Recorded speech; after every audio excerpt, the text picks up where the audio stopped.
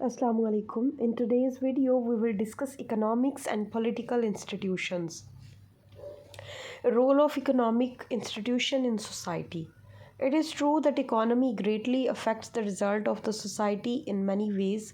In any society, the economy consists of a system of units, individuals, groups or organizations and activities. यानी जो economy है ये different individuals पे, units पे, groups पे and organisation पे कंसिस्ट होती है और इसमें बहुत सी एक्टिविटीज़ इन्वॉल्व होती हैं। इन एक्टिविटीज़ के अंदर हंटिंग है, फार्मिंग है, मैन्युफैक्चरिंग है और भी बहुत सी चीज़ें हैं, शिकार वगैरह और काश्तकारी करना और ये सारी चीज़ें जो हैं ये इकॉनमी को चलाती हैं। These groups and activities involved in the production, distribution और consumption of goods and services. अब ये जो सारे ग्रुप्स हैं ये इसमें कौन सी चीज़ें शामिल, एक तो ये प्रोडक्शन करती हैं, डिफरेंट चीज़ों को प्रोड्यूस करती हैं, उनकी डिस्ट्रीब्यूशन करना, उनकी कंजम्पशन जो है ये सारी चीज़ें शामिल हैं। In other words economies consist of attempts to create और provide a supply of resources to meet the needs. लोगों की ज़रूरियात और उनकी डिमांड्स और पॉपुलेशन की जो डिमांड्स हैं उनको पूरा करने के लिए डिफरेंट चीज़ों को बनाना, उन तक पहुंचाना। When societal development progresses to the point at which these economic activities become as assign to a recognise set of statuses and with specific defined roles and are directed by a set of widely accepted norms, we can speak of the economy as forming a social institution।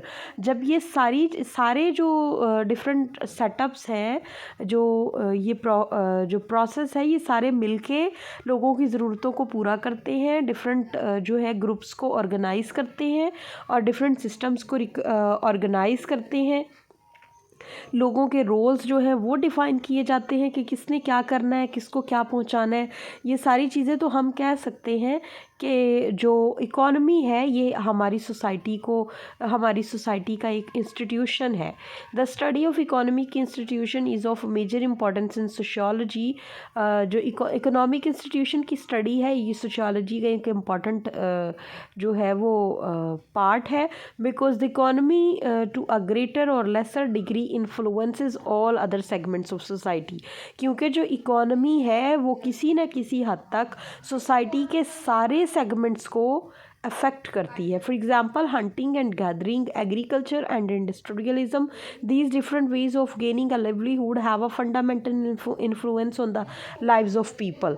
ये जो hunting है, gathering, agriculture and industrialism, ये सारी चीज़ें जो हैं ये लोगों की रोज़ी, उनके तौर तरीके जो लाइफ के हैं उनको अफेक्ट करती हैं। The distribution of goods and variation in the economic position of those who produce them and who consume them also strongly influence social inequalities of all kinds। अब ये जो डिस्ट्रीब्यूशन है कि कुछ लोग जो हैं वो कुछ चीज़ों को बनाते हैं लेकिन वो उनको यूज़ नहीं कर सकते, उनको अपनी लाइफ में अफोर्ड नहीं कर सकते, लेकिन कुछ लोग जो है वो उन चीज़ों को अफोर्ड करते हैं, उनसे अपनी ज़िंदगी को जो है वो फैसिलिटेट करते हैं, उनकी ज़िंदगी में इनइक्वालिटीज़ को शेप करते हैं, उनकी लाइफ स्टैंडर्ड्स को शेप करते हैं। This can also turn out to be a cause to industrial conflict. Industrial conflict की भी यही वजह है। Stratification system is mostly based on economic power as richest are among the powerful groups in a society.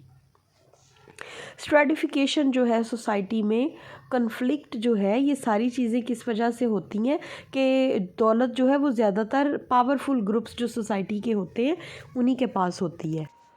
For most people in all societies, work occupies a larger part of their lives than any other type of activity because human needs food, shelter, education, health facility, etc. to survive, and all human needs can usually be satisfied only by human effort। इंसान को अपनी ज़िंदगी को गुजारने के लिए खुराक की ज़रूरत भी है, शेल्टर की भी, एजुकेशन की भी, सेहत की सहूलियात की भी ज़रूरत है और हर बंदा जो है वो अपनी ज़रूरियात अपने बल पे पूरी नहीं कर सकता। तमाम लोगों की एफर्ट के साथ ही उनकी ये ज़रूरतें पूरी हो सकती हैं। In traditional societies people were engage in few main occupations, food gathering और food production. A small proportion of population was engaged in various crafts such as carpentry, cloth making और ship making. पास्ट के अंदर बहुत कम जो थे वो professions थे. सबसे ज़्यादा जो था ये फूड गैदरिंग का और फूड प्रोडक्शन का था.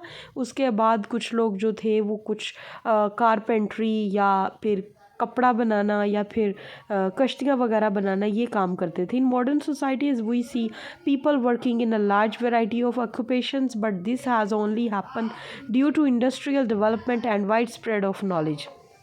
लेकिन इंडस्ट्रियल डेवलपमेंट की वजह से अब लोगों के पास वाइड रेंज ऑफ ऑक्यूपेशंस हैं और उनके पास नॉलेज जो है वो बहुत ज़्यादा है.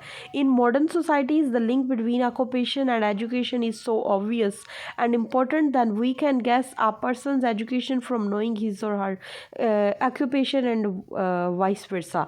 हम किसी की तालीम से अंदाज़ा लगा सकते हैं उसकी जॉब क्या है और किसी की जॉब से अंदाज़ा लगा सकते हैं कि उसकी तालीम क्या होगी, क्योंकि जो प्रोफेशनल एजुकेशन है या एजुकेशन जो है ये बहुत इंपॉर्टेंट है.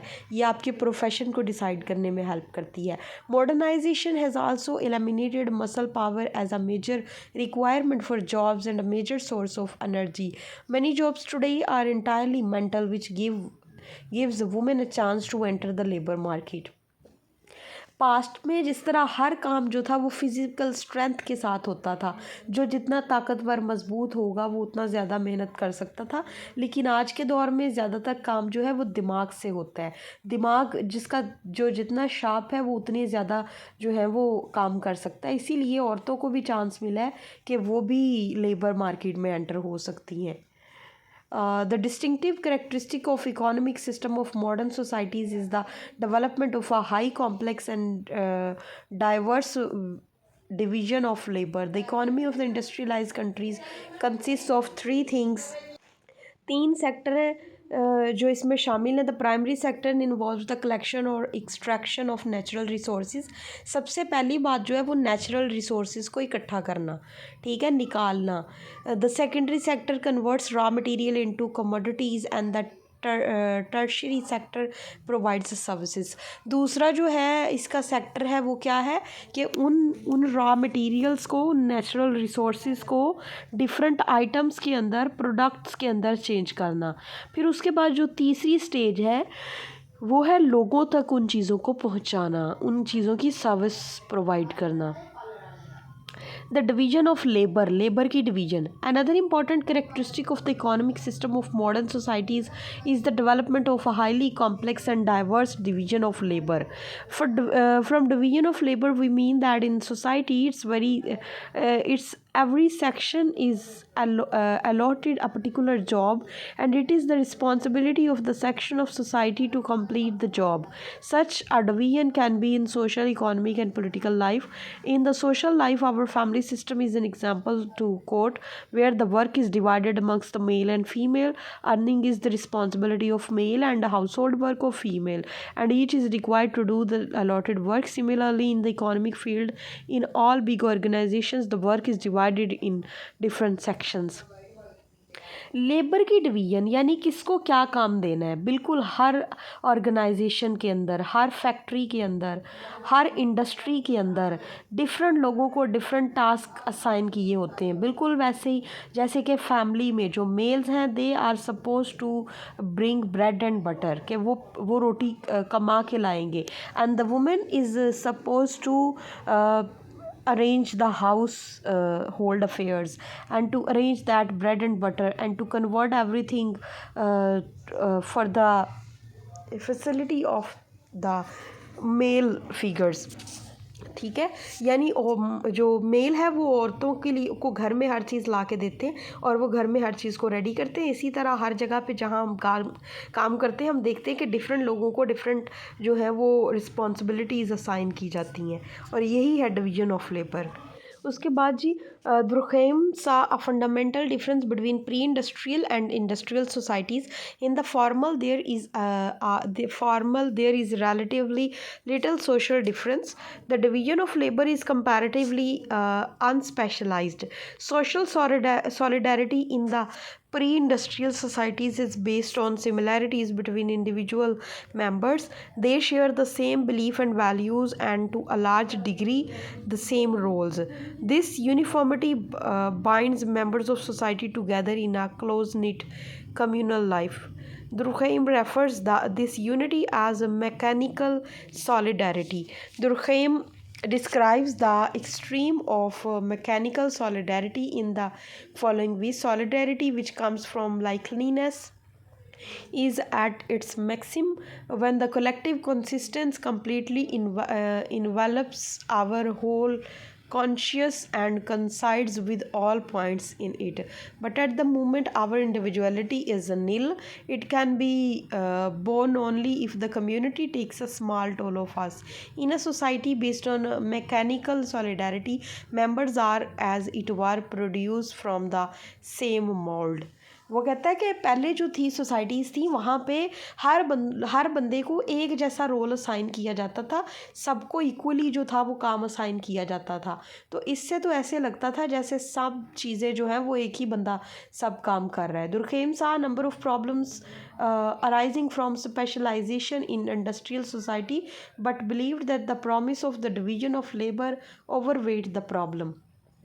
वो कहता है कि मॉडर्न सोसाइटी में तो लोगों ने स्पेशलाइजेशन को प्रमोट किया है, यानी जो बंदा किसी चीज़ में स्पेशलाइज्ड है उसको ही वो टास्क दिया जाए, लेकिन इसने प्रॉब्लम को और ज़्यादा जो है वो बढ़ा दिया है। Marx was pessimistic about the division of labour in society.